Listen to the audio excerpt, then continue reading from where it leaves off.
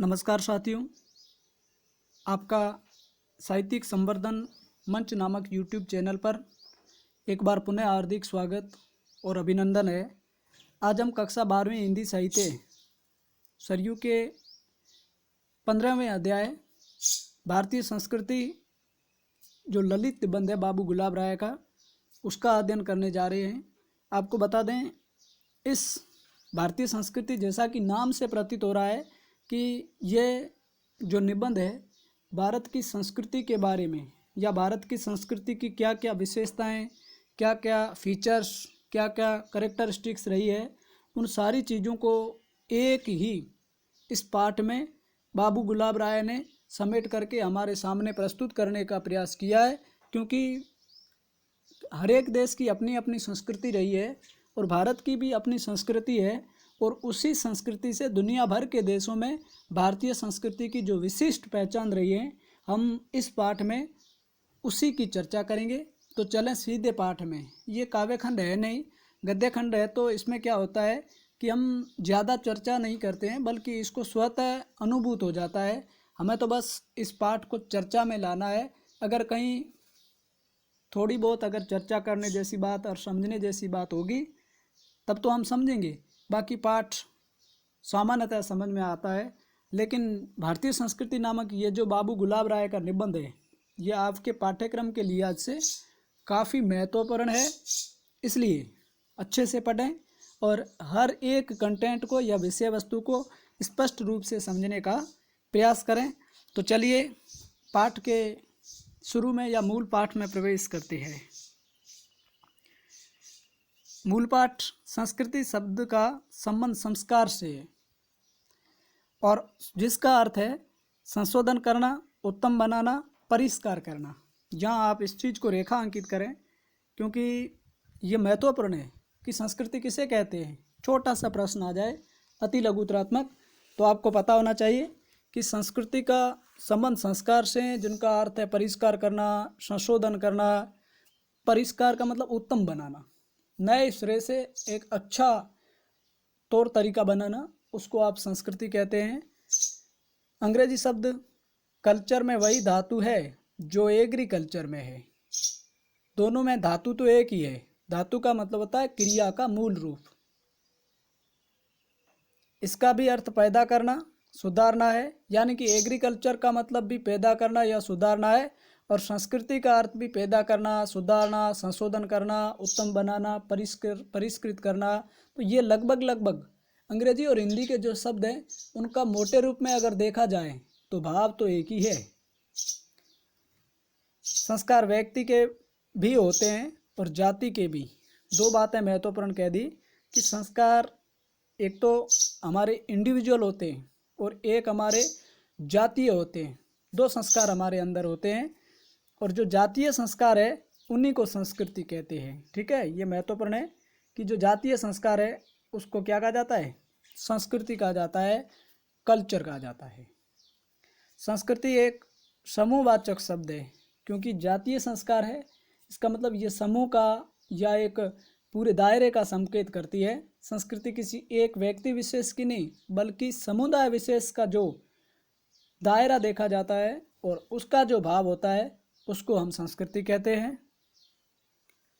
जलवायु के अनुकूल रहन सहन की विधियाँ और विचार परंपराएं जाति के लोगों में दृढ़ मूल हो जाने से जाति के संस्कार बन जाते हैं। जिस प्रकार की हमारी कल्चर या जनजाति के रहने के अनुकूल जो हमारा जो भावनात्मक या संबंध होता है उसको हम संस्कृति कहते हैं, कल्चर कहते हैं। इनको प्रत्येक व्यक्ति अपनी निजी प्रकृति के अनुकूल न्यून अधिक मात्रा में पैतृक संपत्ति के रूप में प्राप्त करता है, और जैसे पारिवारिक पृष्ठभूमि में संतान पैदा होती है उनको अपने वंशानुगत रूप से कुछ सांस्कृतिक गुण विरासत में प्राप्त हो जाते हैं, और वो जातीय संस्कार ही है जिसको हम संस्कृति कहते हैं। ये संस्कार व्यक्ति के घरेलू जीवन तथा सामाजिक जीवन में परिलक्षित होते हैं। घरेलू जीवन में भी देखें, चाहे हमारे सामाजिक जीवन में देखें, हमारे विरासत में मिले हुए संस्कार स्पष्ट प्रतीत हो जाते हैं या स्पष्ट दिखने लग जाते हैं। मनुष्य अकेला रहकर भी इनसे छुटकारा नहीं पा सकता। यह संस्कार दूसरे देश में निवास करने तथा दूसरे देशवासियों के संपर्क में आने से कुछ परिवर्तित भी हो सकते हैं और कभी कभी दब भी जाते हैं, किंतु अनुकूल वातावरण प्राप्त करने पर फिर उभर आते हैं। कई बार दूसरे देश में या दूसरी परिस्थितियों में ये संस्कार दब तो जाते हैं, लेकिन जब परिस्थिति दोबारा अनुकूल आती है वही संस्कार दोबारा दिखना शुरू हो जाते हैं। अब आप आगे देखें, संस्कृति का बाह्य पक्ष भी होता है और आंतरिक भी। रेखांकित करें। छोटा प्रश्न पूछा जा सकता है कि संस्कृति के दो पक्ष कितने? दो, एक आंतरिक पक्ष और एक बाह्य पक्ष। उसका बाह्य पक्ष आंतरिक का प्रतिबिंब नहीं होता, उससे संबंधित तो अवश्य रहता है, चाहे भले ही उसका प्रतिबिंब न हो, लेकिन जो बाह्य पक्ष होता है वो आंतरिक पक्ष का कहीं ना कहीं उसका विषय वस्तु जो आंतरिक पक्ष का होता है वो बाह्य पक्ष को प्रभावित करता रहता है। यानी कि बाह्य पक्ष आंतरिक पक्ष से संबंध रखता है, यह तो स्पष्ट है। हमारे बाह्य आचार, हमारे विचार और मनोवृत्तियों के परिचायक होते हैं। संस्कृति एक देश विदेश की उपज होती है, कोई स्पेशल, कोई देश विदेश, उन्हीं से संस्कृति प्रस्फुटित होती है।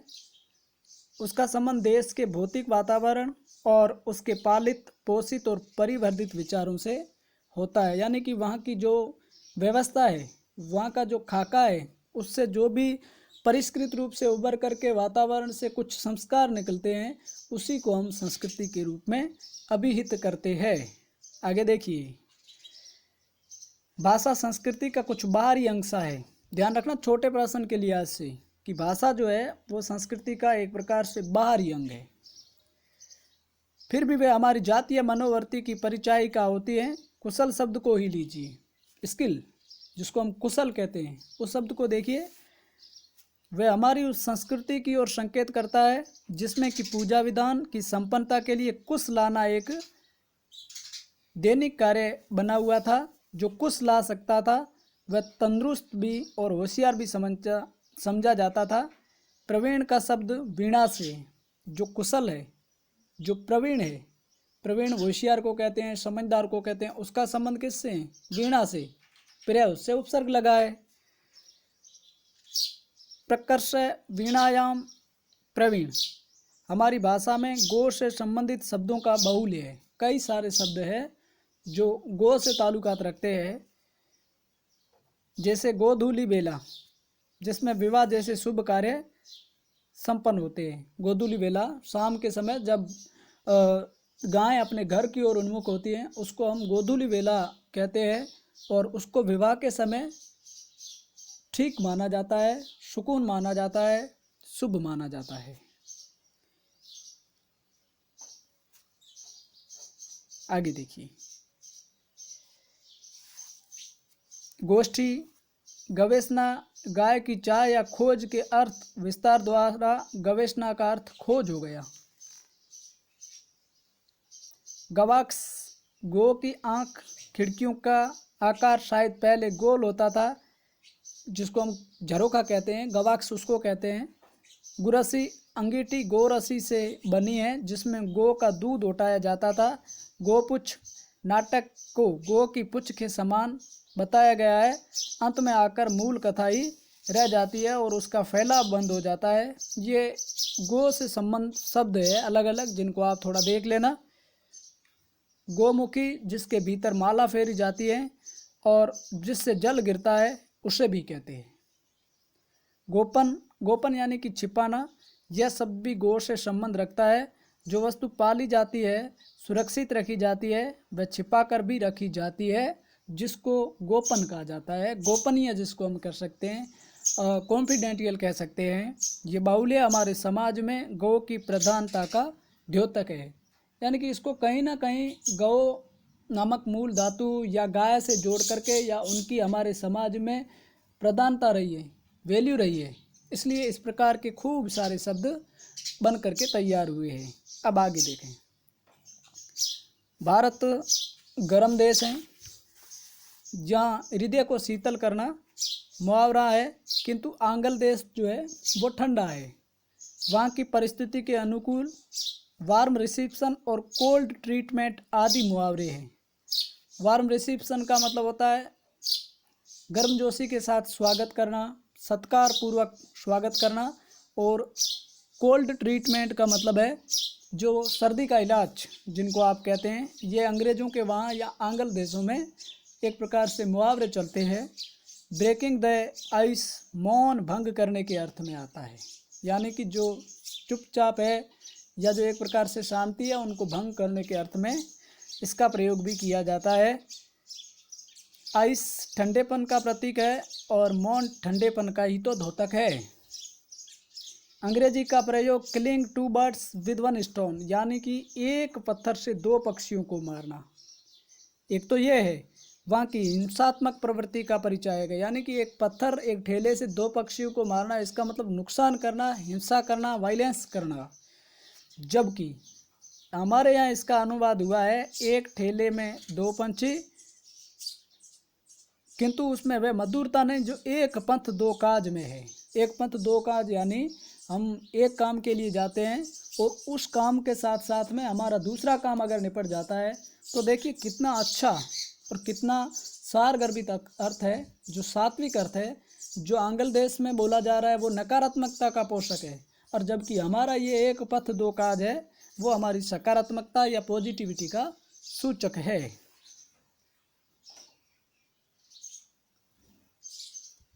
उसके कहते ही हमको गोरस बेचन हरि मिलन एक पथ दो काज की बात याद आती है, यानी कि गाय का जो छाछ है या दही वगैरह या घी वगैरह बेचने जाते हैं और वो भी काम हो जाता है और वहाँ पर श्री कृष्ण का मिलन भी हो जाता है। ऐसी परिस्थिति में एक पंथ दो काज हमारा जो लोकोक्ति या मुहावरा है वो युक्ति युक्त ठहरता है। अब चलें आगे। आप हमारा रहन सहन, पोशाक आदि सभी बातें जातीय परिस्थिति, देश के वातावरण और देश की भावनाओं से संबंधित है। जमीन पर बैठना, हाथ से खाना, नहाकर खाना, लंबे ढीले कपड़े पहनना, बेसिले कपड़ों को अधिक शुद्ध मानना, ये सब चीज़ें देश की आवश्यकताओं और आदर्शों के अनुकूल है। जिस प्रकार से हमारे देश के आदर्श रहे हैं और उन आदर्शों के अनुकूल इस प्रकार की बातें देखने को मिलती है। गर्म देश में पृथ्वी का स्पर्श बुरा नहीं लगता, इसलिए यहाँ जूतों का इतना मान नहीं है जितना कि विलायत में। यहाँ हाथ से खाने का चलन इसलिए हुआ कि यहाँ हर समय हाथ धोए जा सकते हैं, इसलिए हम हाथों से अपने हाथ से खाना खाते हैं। अन्न को भी देवता माना जाता है, उससे सीधा संपर्क अधिक सुखद और स्वाभाविक समझा जाता है। दूसरे देशों में या दूसरे देशों की जो कल्चर्स हैं उसमें आप देखेंगे तो चम्मच के माध्यम से या अन्य उपकरणों के माध्यम से खाना खाया जाता है, जबकि उस देवतुल्य अन्न को हाथ लगा करके उनका सामीप्य या स्पर्श पा करके खाना खाना चाहिए, जबकि वहाँ ऐसा होता नहीं है। और हमारे देश में इस बहाने पर खाना खाने से पहले हाथ धोए जाते हैं और खाना खाने के उपरांत भी हाथ धोए जाते हैं, एक स्वस्थ परंपरा का सूचक है। या नहाने के लिए जल की कमी नहीं और नहाने की आवश्यकता भी अधिक होती है, इसलिए नहाना धर्म का अंग हो गया है। स्नान करके और दिन के उगते ही स्नान करके दान करके और फिर हमारा जो भारतीय संस्कृति की परंपरा रही है कि कार्य या अपना जो दैनिक रूटीन है उसको चलायमान रखा जाता है। आगे, इस देश में शरीर को अधिक महत्व नहीं दिया जाता है, इसलिए लंबे कपड़ों को जो शरीर को उबार में न लावें उसे पूर्णतया ढक लें, अधिक महत्व दिया जाता है। यानी कि खुले कपड़े होते हैं उसमें शरीर एकदम खुला रहता है और उभर करके सामने शरीर दिखता नहीं है जितना हम बंद कपड़े पहनने का प्रयास करते हैं। बेसिले कपड़े जैसे धोती आदि नित्य सहज में धोए जा सकते हैं, उसमें सीवन का भी किसी प्रकार का मेल नहीं रह सकता है, सिलने की भी कोई दिक्कत नहीं है। एकदम धोती और उनको पहनना, धोना, समेटना बहुत सरल काम है, इसलिए वे अधिक पवित्र माने जाते हैं। हमारे यहाँ नंगे सिर की अपेक्षा सर ढकना अधिक सांस्कृतिक समझा जाता है। सर पर किसी के पगड़ी या साफा इस प्रकार से बांधा हुआ होता है तो वो सम्मान का प्रतीक है। पगड़ी उछालना हमारे यहाँ मुहावरा चलता है, यानी कि वो सम्मान का प्रतीक है और हमारे देश की संस्कृति में इसको प्रयोग में लिया जाता है। ऐसा सभी पूर्वी देशों में है। यहूदियों के प्रार्थना भवनों में भी नंगे सिर नहीं बैठते। बाल भी शरीर के अंग होने के कारण ढके जाने की अपेक्षा रखते हैं। इसलिए जो हमारा सर है उस पर हम कुछ ना कुछ साफा हो चाहे कुछ भी हो उसको पहन करके उनको ढक करके रहते हैं, ताकि हमारी संस्कृति की एक प्रकार से यह भी एक विशेषता है। इसी प्रकार देश के वातावरण और रुचि के अनुकूल ही मांगल्य वस्तुओं का विधान किया जाता है। फूलों में हमारे यहाँ कमल को सबसे अधिक महत्व दिया जाता है। मैं इसको रेखांकित करना ठीक समझता हूँ कि फूलों में सबसे ज़्यादा महत्व कमल को दिया जाता है। इसका संबंध जल और सूर्य दोनों से है। वह जल में रहता है और सूर्य को देकर प्रश्न होता है, क्योंकि ज्यों ही शाम हो जाती है तो जो कमल होता है वो एक प्रकार से संकुचित हो जाता है, और जब सूर्य होती है तो वो खिलता है। तो सूर्य और जल दोनों से इनका संबंध है। जल में उगता है और सूर्य को देख करके इनको प्रसन्नता मिलती है। जल और सूर्य देश की महती आवश्यकताओं में से एक है। इसका दोनों से संबंध है। हमारे लिए जल और सूर्य दोनों ही महत्वपूर्ण है, और कमल इन दोनों को अपने जीवन में महत्वपूर्ण मानता है। कमल इस सब प्रकार के शारीरिक सौंदर्य का उपमान बनता है। चरण कमल यानी कि हमारे चरणों को कमल के बराबर बताया जाता है। नेत्र कमल, मुख कमल आदि कमल की महत्ता के द्योतक है। यानी कि कोई भी हमारे शरीर का अंग उपांग जो महत्वपूर्ण होता है, दिखने में शानदार होता है, उसकी तुलना कहीं ना कहीं उस कमल से की जाती है या पंकज से की जाती है। नवकज लोचन कंज मुख कर कंज पद कंज अरुणम, इस छंद में सभी अंग कमल बन गए हैं।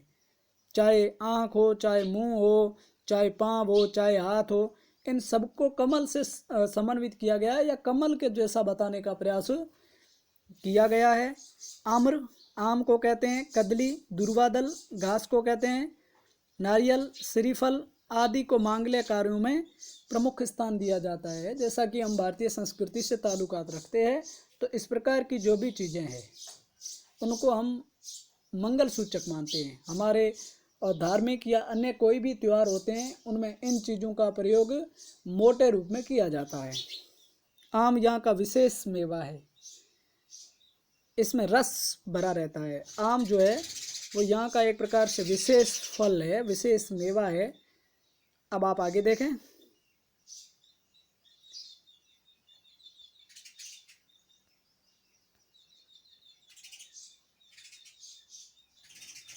आगे आपके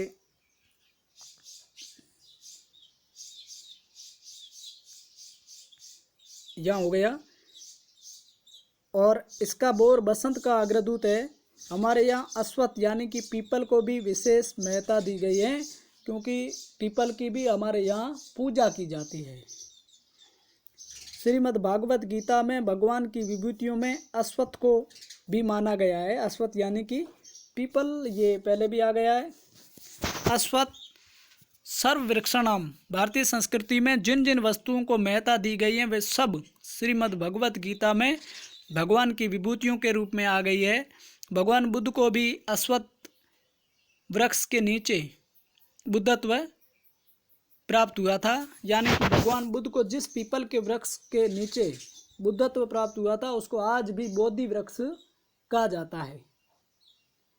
स्थावर वस्तुओं में हिमालय को, सरिताओं में गंगा को, पक्षियों में गरुड़ को और ऋतुओं में बसंत ऋतु को सबसे ज़्यादा महत्ता दी गई है। बसंत को तो हमारे हिंदी साहित्य में या हमारे भारतीय संस्कृति में ऋतुराज भी कहा जाता है।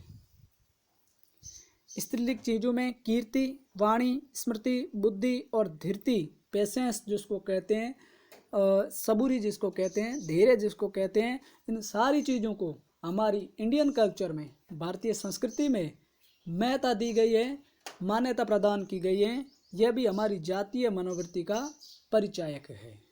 चलिए आगे। यह तो संस्कृति के बाह्य अंग, भाषा वगैरह जो भी है वो सारे के सारे संस्कृति के बाह्य अंग है। अब संस्कृति के आंतरिक अंगों पर भारत में विशेष बल दिया गया है। जिस प्रकार से भारतीय संस्कृति में बाह्य अंगों पर बल दिया गया है, इसी तरह से जो हमारी संस्कृति है उनके आंतरिक अंग कौन कौन से हैं उस पर भी जोर दिया गया है या उस पर भी बल दिया गया है, और इसकी भी चर्चा करना समीचीन रहेगा। संस्कृति के आंतरिक अंगों में धर्म ग्रंथों में अच्छे मनुष्यों के जो लक्षण बतलाए गए हैं, मनुस्मृति में जो धृति, क्षमा, दया, अस्त्य, अस्त्य का अर्थ होता है चोरी न करना, सोच, इंद्रिय निग्रह, धी, विद्या, सत्य, अक्रोध, धर्म के ये 10 लक्षण बताए गए हैं। वे सब भारतीयों की मानसिक और आध्यात्मिक संस्कृति के अंग है। श्रीमद् भगवत गीता में देवी संपदा वालों के लिए लक्षण दिए गए हैं, जिनमें अभय को सबसे पहला स्थान दिया गया है। अभय यानी कि भय रहित या निडरता, स्थित प्रज्ञा के लक्षण, सात्विक चीज़ों के लक्षण आदि सब भारतीय संस्कृति के अनुकूल सभ्य और शिष्ट पुरुष के लक्षण हैं। ये क्षमा, धैर्य, सहनशीलता, परोपकारिता, इस प्रकार के जो सात्विक लक्षण है वो भारतीय संस्कृति के लक्षण है, और भारत के हर एक नागरिक से इस प्रकार के लक्षणों को अंगीकार करने की अपेक्षा की गई है।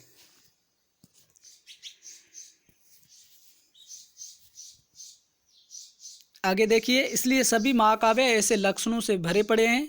रघुवंश में रघुकुल के राजाओं के जो गुण बतलाए गए हैं वे न केवल भारत के सांस्कृतिक आदर्शों के परिचायक है, बल्कि उनसे अतीत का भव्य चित्र हमारे सम्मुख आ जाता है। अब देखिए क्या क्या आंतरिक पक्ष है, क्या क्या इंटरनल पोर्शन है, इसको आप देखें। दूसरों को दान देने के लिए ही जो संपन्न बनते थे उनका धन दानाय था। सत्य के लिए ही मितभाषी बने हुए थे। मिथ्या अभिमान के कारण वे कम बातचीत नहीं करते थे। जो यश के लिए विजय प्राप्त करते थे, धन राज्य छीनने के लिए नहीं। यश को अपने यहाँ अधिक महत्व दिया जाता है। हमारे पूर्वज यश के लिए समस्त संपदा और वैभव त्यागने के लिए सदैव तत्पर रहते थे, यानी कि यश, कीर्ति, शोभा बढ़े, इसके लिए अपना सारा कुछ देने को तत्पर रही है हमारे यहाँ के पूर्वज। अर्जुन से भी श्री कृष्ण ने अंतिम अपील यही की थी कि यशो लभस्व, यानी कि यश को प्राप्त करो। संतान के लिए, काम उपभोग के लिए नहीं, वरन पितृ ऋण चुकाने और समाज को अच्छे नागरिक देने के अर्थ में गृहस्थ बनते थे। गृहस्थ बनने का मतलब ये भोगविलास नहीं, बल्कि हमारी संस्कृति पितृ ऋण चुकाकर या एक अच्छी विरासत देने के लिए गृह आसक्त होते थे, या एक प्रकार से गृहस्थी बनते थे। बाल्यावस्था में जो विद्या अध्ययन करते थे, यौवन में विषय भोग करने वाले, वृद्धावस्था में मुनिवृत्ति को धारण करने वाले और योग द्वारा शरीर को त्यागने वाले, आजकल तो रोगेणान्ते तनु त्याजाम की बात हो गई है। पहले योग के द्वारा अपने शरीर का त्याग करते थे, आज रोग के द्वारा शरीर का त्याग होता है। इतना बड़ा फर्क भारतीय संस्कृति में आजकल आ गया है। ऐसे रघुवंशियों के कुल का मैं कालिदास के संदर्भ में वर्णन करता हूँ। यद्यपि मेरे पास वाणी का वैभव अधिक नहीं है, क्योंकि यह जो रचना है जिनकी हम चर्चा कर रहे हैं, ये रघुवंश रचना से अवतरित है। इससे पता चलता है कि प्राचीन भारत में त्याग, सत्य, यश, विश्राम, आश्रम विभाग और सामाजिक कल्याण की ओर अधिक ध्यान दिया जाता था। और संक्षेप में भारतीय संस्कृति के मुख्य मुख्य अंग इस प्रकार बतलाए गए हैं। और जो पहला अंग है उसको आप देखें, आध्यात्मिकता, स्पिरिचुअलिटी। क्या है भारतीय संस्कृति की मोटी मोटी बात, उसमें पहला है आध्यात्मिकता। किस प्रकार से भारतीय आध्यात्मिक है उसमें आप देखें, इसके अंतर्गत नश्वर शरीर का तिरस्कार। ये शरीर है, ये नश्वर है, आज नहीं तो कल इसको नष्ट होना ही है। परलोक, सत्य, अहिंसा, तप आदि आध्यात्मिक मूल्यों को अधिक महत्व देना, आवागमन की भावना, ईश्वरीय न्याय में विश्वास आदि बातें हैं। हमारे यहाँ की संस्कृति तपोवन संस्कृति रही है। तप पर बल दिया जाता है, जिसमें विस्तार ही विस्तार था। प्रथम साम रव तब तपोवने प्रथम प्रभाग तब गमने, विस्तार के वातावरण में आत्मा का संकुचित रूप नहीं रह सकता था। इसी के अनुकूल आत्मा का सर्वव्यापक विस्तार माना गया है, क्योंकि man is mortar but Saul is immortal. मनुष्य मरणशील है लेकिन आत्मा अजर और अमर है, कभी बुढ़ी नहीं होती है, कभी वृद्ध नहीं होती है। इसलिए हमारे यहाँ सर्वभूत हित पर अधिक बल दिया गया है। आत्मवत सर्वभूतेषु स पश्यति यह पश्यति स पश्यति, यानी कि सभी लोगों का कल्याण हो, सभी लोगों का हित हो। इस प्रकार की बात या इस प्रकार के जो तत्व है भारतीय संस्कृति में भरे पड़े हैं। कीड़ी, छोटा सा कीड़ी और कुंजर में एक ही आत्मा का विस्तार देखा जाता है। इसी से गांधी जी की सर्वोदय की भावना को बल मिला। हमारे यहाँ के मनीषी सर्वे भवन्तु सुखिनः सर्वे सन्तु निराभया सर्वे भद्राणि पश्यन्तु माँ कश्चित् दुख भाव भवेत् एक आदर्श पाठ पढ़ाते थे, यानी कि सबका अच्छा हो, सब अच्छो हो, सब निरोग हो, सब अच्छा सोचें। इस प्रकार से तो हमारी भारतीय संस्कृति में विशेषता रही है। इस प्रकार का भारतीय संस्कृति में पाठ पढ़ाया जाता रहा है। नश्वर शरीर के तिरस्कार की भावना हमारे यहाँ के लोगों को बड़े बड़े बलिदानों के लिए तैयार कर सकी, मोटे मोटे बलिदान जहाँ भी जरूरत पड़ी, और हमारे लोगों ने, हमारे पूर्वजों ने उसके लिए बलिदान दिया। और किस किस ने बलिदान दिया, उनमें से कुछ एक उदाहरण यहाँ है। शिवी, जिन्होंने अपने शरीर का अंग दे दिया, दधीची ने अपनी हड्डियाँ दे दी, और मोर ध्वज इसके ज्वलंत उदाहरण है। महाराज दिलीप ने गुरु की प्रसन्नता के लिए नंदिनी नाम की गौ को चराने का व्रत धारण कर लिया था। इससे बड़ा त्याग इस संस्कृति के अलावा भला अन्य किस संस्कृति में हो सकता है। उसी सिंह से रक्षा करने के लिए वे अपने प्राणों का भी उत्सर्ग करने को तैयार हो जाते हैं। वे सिंह से कहते हैं कि यदि तुम मुझ पर दया ही करना चाहते हो तो मेरे यश शरीर पर दया करो। पंचभूतों से बने हुए नासवार शरीर के पिंडों पर मुझे जैसे लोगों की आस्था नहीं होती। हमारे यहाँ का मार्ग साधना का मार्ग रहा है। तप, त्याग और संयम को महत्ता दी गई है। तप को, त्याग को, संयम को, धैर्य को इस संस्कृति ने महत्ता दी है। भारतीय संस्कृति में उनको जगह प्रदान की गई है। क्या बौद्ध, क्या जैन और क्या वैष्णव, सभी लोग इन गुणों की सराहना करते हैं। यानी कि अच्छे गुण हर धर्म मानता है। जहाँ जहाँ हमारे धर्म की अच्छाइयाँ हैं, हमारी संस्कृति की अच्छाइयाँ हैं। हमारे यहाँ की आध्यात्मिकता मन और बुद्धि से परे जाती है। वह आत्मा का साक्षात अनुभव करना चाहती है। यही भारतीय और पाश्चात्य दर्शनों का अंतर है। हमारे दर्शन का अर्थ आत्मा का दर्शन है, पाश्चात्य देशों में वह बुद्धि विलास के रूप में रहा है। तो भारतीय संस्कृति की पहली बात आध्यात्मिकता याद रखना आप, क्योंकि इस प्रकार का प्रश्न पूछा भी जा सकता है। अगला प्रश्न है जो इनका दूसरा बिंदु है, समन्वय बुद्धि। आत्मा की एकता के आधार पर हमारे यहाँ अनेकता में एकता दिखती है। इसी से मिलती जुलती समन्वय भावना है। हमारे विचारकों ने सभी वस्तुओं में सत्य के दर्शन किए हैं। उनका धर्म अविरोधी धर्म रहा है। हर चीज में सच्चाई को देखा है, हर चीज में रियलिटी को देखा है। ये ताकत है इस देश की संस्कृति की। अन्य देशों में या अन्य देशों की कल्चर में इस प्रकार के बीज का दिखना बेहद मुश्किल है। इसलिए हमारे यहाँ धर्म परिवर्तन को विशेष महत्व नहीं दिया गया है। फिर भी संस्कृतियों का आदान प्रदान हुआ है। तुलसीदास जैसे महात्मा ने, जो भारतीय संस्कृति के प्रतिनिधि कहे जा सकते हैं, समन्वय बुद्धि से ही काम लिया। शैव और वैष्णव को, ज्ञान भक्ति को, अद्वैत और विशिष्ट को, हिंदू और मुसलमान को, सगुण और निर्गुण को, इन सबका समन्वय करने का काम तुलसीदास से भी दिखता है। और इसलिए हमारी संस्कृति समन्वय बुद्धि पर ज़्यादा ही बल देती है।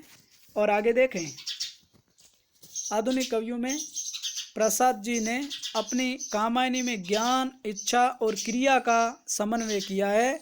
और मानव कल्याण में ज्ञान और क्रिया और इच्छा का पार्थक्य ही बाधक होता है। यानी कि ज्ञान, इच्छा और क्रिया अगर एक साथ हो तो ठीक, अगर ये पृथक पृथक होते हैं तो हमें सफलता नहीं मिल पाती। ज्ञान दूर कुछ, क्रिया भिन्न है, इच्छा पूरी क्यों हो मन की, एक दूसरे से न मिल सके यह विडंबना है। जीवन की, यानी कि ज्ञान, इच्छा और क्रिया अगर तीनों सम्मिलित होते हैं तो काम निष्पन्न हो जाता है। अगर ये शामिल नहीं होते हैं, पृथक अपृथक रहते हैं, तो हमें अपेक्षित सफलता नहीं मिलती है। इसलिए भारतीय संस्कृति की दूसरी विशेषता है समन्वय बुद्धि। पहली विशेषता हमने पढ़ी आध्यात्मिकता। अब आप तीसरा देखें। तीसरा आपके वर्ण आश्रम विभाग है। हमारी संस्कृति में कार्य विभाजन को बड़ा महत्व दिया गया है। समाज को भी 4 भागों में बांटा गया है और मानव जीवन को भी सामाजिक विभाजन बढ़ते बढ़ते संकुचित और अपरिवर्तनीय बन गया। अपरिवर्तनीय बनने में भी इतनी हानि न थी। यदि सबका महत्व सिद्धांत और व्यवहार दोनों में एक सा मान लिया गया होता। कुछ लोगों ने श्रेष्ठता का अधिकार कर लिया और पंडित समदर्शन की बात भूल गए। हमारे सभी प्रचारकों और सुधारकों ने इसके विरुद्ध आवाज़ उठाई। क्या आवाज़ उठाई? और उन सब में जोरदार आवाज़ रही भगवान गौतम बुद्ध, संत कबीर और महात्मा गांधी की कि पुरुष सूक्त में तो चारों वर्णों को एक ही विराट शरीर का अंग माना है। यानी कि हमारा जो शरीर है इसी प्रकार का एक विराट पुरुष में शरीर में माना गया। और उसमें कहा गया है कि ब्राह्मणों से मुखम आसित बाहु राजन्य कृत। और इसका मतलब ये है कि ब्राह्मण है जो उस विराट पुरुष के मुख से और उनकी भुजाओं से क्षत्रिय, उनके उदर से वैश्य और उनके चरणों से शूद्र नामक वर्ण पैदा हुआ। ये एक कर्मों के आधार पर और एक विराट पुरुष से निश्रित हुए माने गए। लेकिन अब आगे देखें आप क्या हुआ। एक ही शरीर के विभिन्न अंगों में कोई ऊंचा नीचा नहीं होता। निश्चित रूप से हमारे शरीर का जो भी अंग उपांग है उसमें कोई भी अंग है वो ऊंचा नीचा नहीं होता, चाहे वो किसी भी प्रकार का हो। लेकिन उसके अभाव में शरीर का संचालन करना उतना ही मुश्किल होता है जितना उस अंग के अभाव में होता है। इसलिए शरीर के जो 4 अंग बताए गए हैं, ब्राह्मण, क्षत्रिय, वैश्य और शूद्र, इसमें कोई बड़ा और कोई छोटा या कोई ऊंच नीच का भाव नहीं होना चाहिए। और इस चीज़ का विरोध गौतम बुद्ध ने किया, संत कबीर ने किया और महात्मा गांधी ने भी किया। सामाजिक संगठन का हमारे यहाँ बहुत ऊंचा आदर्श रखा गया था। वैदिक ऋषियों की तो यही भावना थी, लेकिन हम उसको भुला बैठे। अब आप आगे देखें। अहिंसा, करुणा, मैत्री और विनय, ये रेखा अंकित कर लें कि इन 4 गुणों को इसलिए ही रखा गया है कि इनके मूल में अहिंसा की भावना है। और करुणा, मैत्री तथा विनय अहिंसा व्रत के पालन में सहायक होते हैं। हिंसा केवल वध करने में ही नहीं होती है कि किसी का वध कर लिया और इसको मान लिया कि ये हिंसा हो गई, ये वायलेंस हो गया, बल्कि किसी का उचित भाग ले लेने और दूसरों का जी दुखाने में भी हिंसा मानी जाती है। इसलिए हमारे यहाँ सत्यम ब्रूयात के साथ प्रियम ब्रूयात का पाठ पढ़ाया जाता है। सत्य भी बोलो और अच्छा भी बोलो ताकि सामने वाले को भी भला लगे। करुणा प्राय छोटों के प्रति होती है, मैत्री बराबर वालों के प्रति और विनय बड़े के प्रति। किंतु हमको सभी के प्रति शिष्टाचार का व्यवहार करना चाहिए। ये हमारे संस्कृति की विशेषता है। एक सुनते हैं ना हम कि कोई भूखा व्यक्ति है और आपके पास आता है, आप उसको दे देते हैं कुछ खाने को, तो ये आपकी संस्कृति है। आपको भूख लगी है और आप खाना खा रहे हो तो ये आपकी प्रवृत्ति है। और कोई भूखा आ रहा है, आपका खाना आप उसे दे देते हो, आप भूखे रह जाते हो। ये हमारी भारतीय संस्कृति है। और किसी का छीन करके खाना खाना, ये एक प्रकार से जो हम काम करते हैं, ये हमारी त्रुटि है, ये हमारी विकृति है। विनयशील का एक अंग है, उसको बड़ा आवश्यक माना गया है। भगवान कृष्ण ने ब्राह्मण के विशेषण में विद्या के साथ भी विनय लगाया। विद्या विनय संपन्न ब्राह्मण। विनय भारतीय संस्कृति की एक विशेषता है।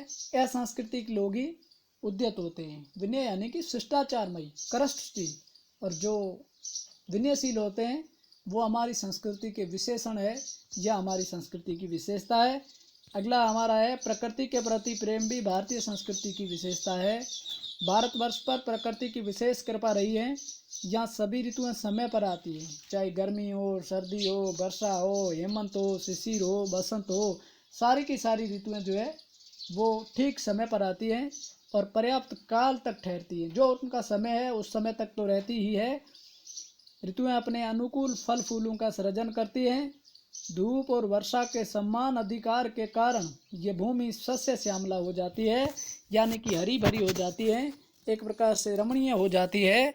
यहाँ का नग अधिराज हिमालय कवियों को सदा से प्रेरणा देता आ रहा है और यहाँ की नदियाँ मोक्षदायिनी समझी जाती रही हैं। यहाँ कृत्रिम धूप और रोशनी की आवश्यकता नहीं पड़ती। क्यों? क्योंकि प्रकृति ने जो भी ऋतुएं बना करके रखी है वो समय पर आती हैं और पर्याप्त समय तक रहती है, तो ऐसी नौबत ही नहीं आती। भारतीय मनीषी जंगल में रहना पसंद करते थे। आज भी वृक्षों में पानी देना एक धार्मिक कार्य समझते हैं। सूर्य और चंद्र दर्शन नित्य और नैमित्तिक कार्यों में शुभ माना जाता है। सूर्य का दर्शन और चंद्र का दर्शन अपने आप में एक शुभ माना जाता है। यहाँ के पशु पक्षी, लता गुल्म और वृक्ष तपोवनों के जीवन का एक अंग बन गए थे। तभी तो शकुंतला के पति गृह जाते समय जाने की उन सबसे आज्ञा चाहते हैं कि पीछे पीवत नीर जो पहले तुमको प्याए, फूल पात तोड़ती नहीं गहने हु के चाहे।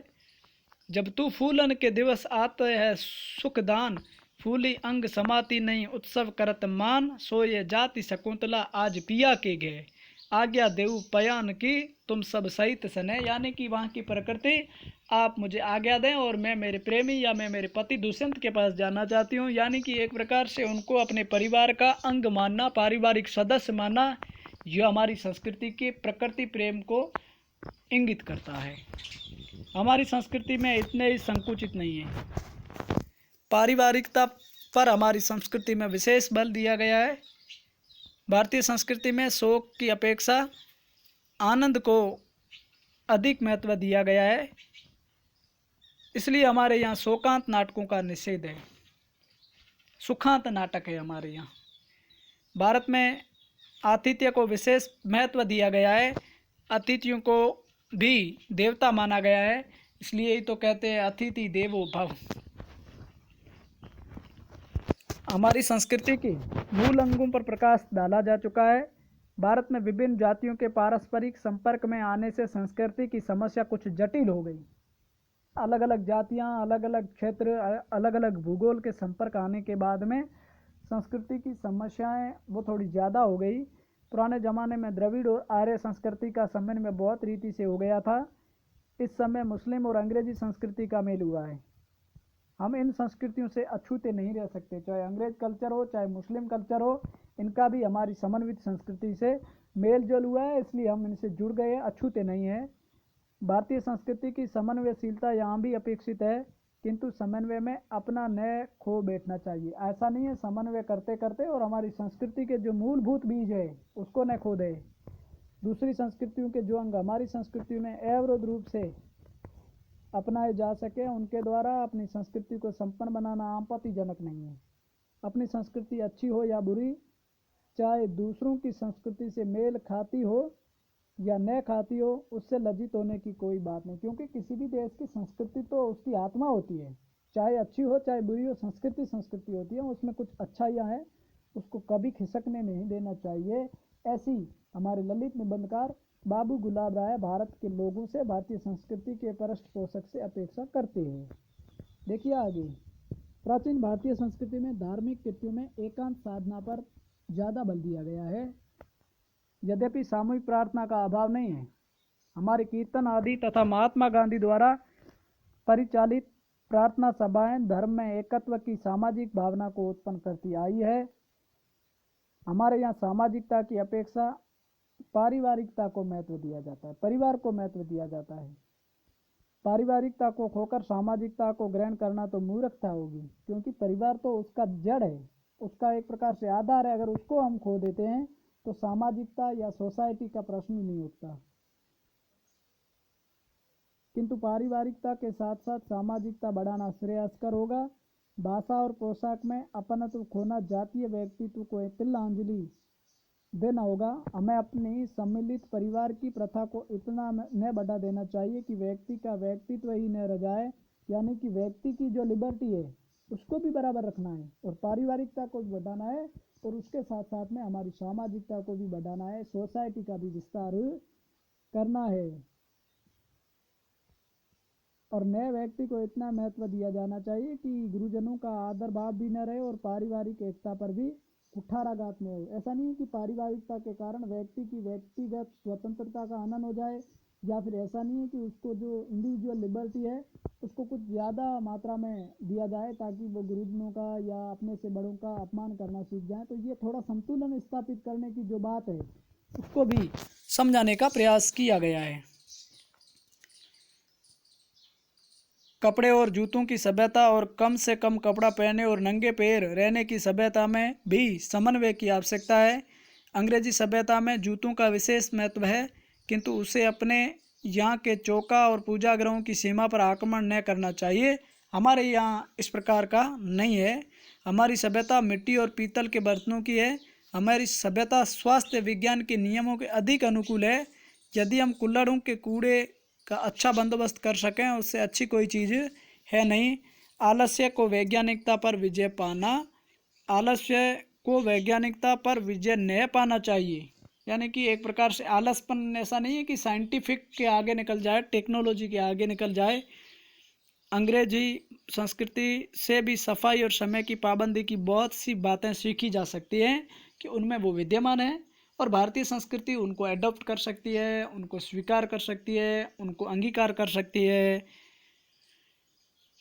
किंतु अपनी संस्कृति के मूल अंगों पर ध्यान रखते हुए समन्वय बुद्धि से काम लेना चाहिए। समन्वय द्वारा ही संस्कृति क्रमशः उन्नति करती रही है और आज भी हम उसे समन्वयशील बनाना है। तो इस तरह से भारतीय संस्कृति नामक जो निबंध है बाबू गुलाब राय का एक प्रकार से ललित निबंध है। देखिए, ललित निबंध उसे कहते हैं जिसमें किसी भी देश की संस्कृति के संदर्भ में अध्ययन किया जाता है या किसी भी देश की संस्कृति को अपने अध्ययन का आधार बनाया जाता है, उसको ललित निबंध कहा जाता है। बाबू गुलाब राय ने भारतीय संस्कृति में या भारतीय संस्कृति की जो विशेषताओं को उभारने का प्रयास किया है उसमें बेहद हद तक वो खरे उतरते हैं। एक अच्छा पाठ, उसमें कुछ ऐसी चीज़ें जिनको हमें समझना भी चाहिए, और अपेक्षा करता हूँ आपको समझ में आया होगा। और ज़्यादा से ज़्यादा पढ़ें। जिस साथियों ने वीडियो को पूरा सुना उनको भी बहुत बहुत मुबारकबाद, और जो भी साथी अब जुड़ रहे हैं उनसे निवेदन रहेगा कि चैनल को सब्सक्राइब कर बेल आइकॉन को ज़रूर दबा दें ताकि आपको समय समय पर आने वाली सूचनाओं से अवगत कराया जाए। तब तक के लिए इजाज़त चाहूँगा, और अब मिलेंगे अगले वीडियो के साथ। आप सभी को एक बार पुनः बहुत बहुत धन्यवाद। जय हिंद, वंदे मातरम।